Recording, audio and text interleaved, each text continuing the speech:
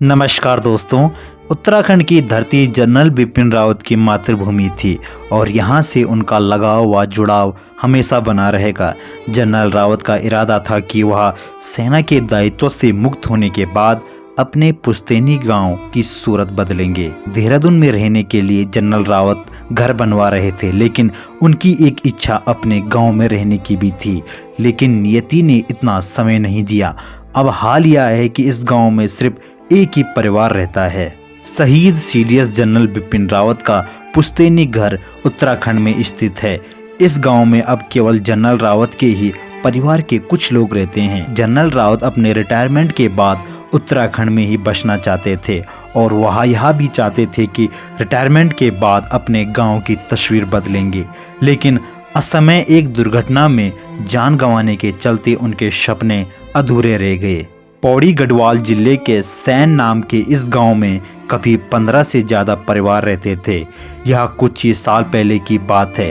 इससे पहले 2011 की जनगणना के मुताबिक यहाँ करीब 93 लोगों की आबादी थी, लेकिन अब यहाँ सिर्फ जनरल रावत का परिवार ही रहता है।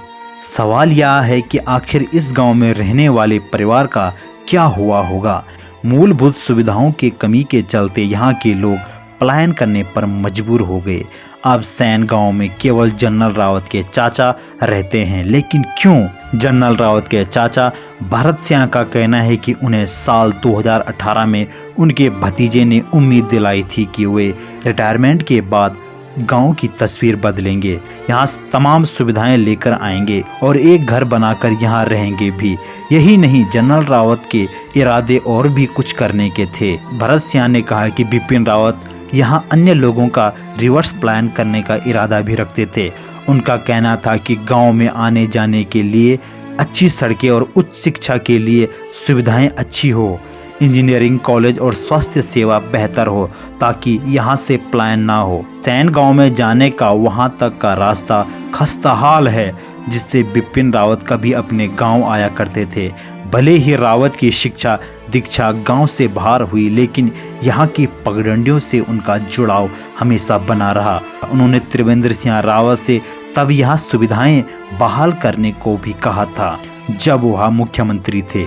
अब हकीकत यह है कि बिपिन रावत की मौत की सूचना के बाद उनके पैतृक गांव में सन्नाटा पसर चुका है। पौड़ी जनपद के उनके पैतृक गांव में रहने वाले उनके चाचा ने इसे उनके परिवार और पूरे देश की बड़ी क्षति बताते हुए अपना दुख जाहिर किया। सीडीएस बिपिन रावत जब 2018 में गांव आए थे, तब उन्होंने कहा था कि सीडीएस पद से रिटायरमेंट के बाद गांव में सड़क बनाने की कोशिश करेंगे, लोगों को गांव में बसाया जाएगा, गांव और आसपास के लोगों के लिए इलाज की बेहतर व्यवस्था की जाएगी, अस्पताल बनवाने तक की बात जनरल रावत ने कही थी। लेकिन होने को कौन टाल सकता है।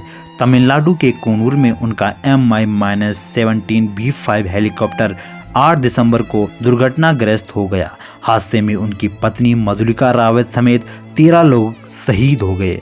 बिपिन रावत जब अपने लोगों के बीच में थे तो उनका सीडीएस पद से रिटायर होने के बाद प्लान तैयार था। उन्होंने तय कर लिया था कि पौड़ी जिले के युवाओं को अधिक से अधिक सेना में भर्ती कराने के लिए सुविधा और जानकारी मुहैया कराएंगे। लेकिन जो बुधवार को हुआ, उसके बाद से गांव में रहने वाले लोग यकीन कर पाना मुश्किल हो गया है।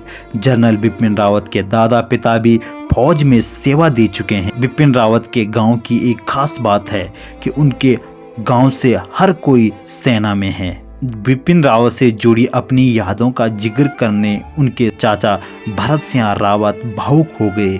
सैन गांव में रहने वाला इस समय एकमात्र परिवार है। भरत सिंह पहले इसी काम से कोटद्वार गए हुए थे, लेकिन जैसे ही उन्हें हादसे के बारे में जानकारी मिली, इसके बाद वह वापस आ गए। भरत सिंह रावत ने कहा कि सूचना मिलने के बाद वह कई लोग घर पहुंचे और उन्हें सांत्वना दी। दोस्तों, वाक्य में हमने अपना एक अनमोल रतन खो दिया है, जिसका हमें हमेशा पछतावा होता रहेगा। तो दोस्तों, अगर आप एक सच्चे हिंदुस्तानी हैं तो शहीद सीडीपी जनरल बिपिन रावत के लिए कमेंट बॉक्स में जय हिंद जरूर लिखें। वीडियो को लाइक शेयर और चैनल को सब्सक्राइब कर बेल नोटिफिकेशन क्लिक करके ऑल पे सेट जरूर करें।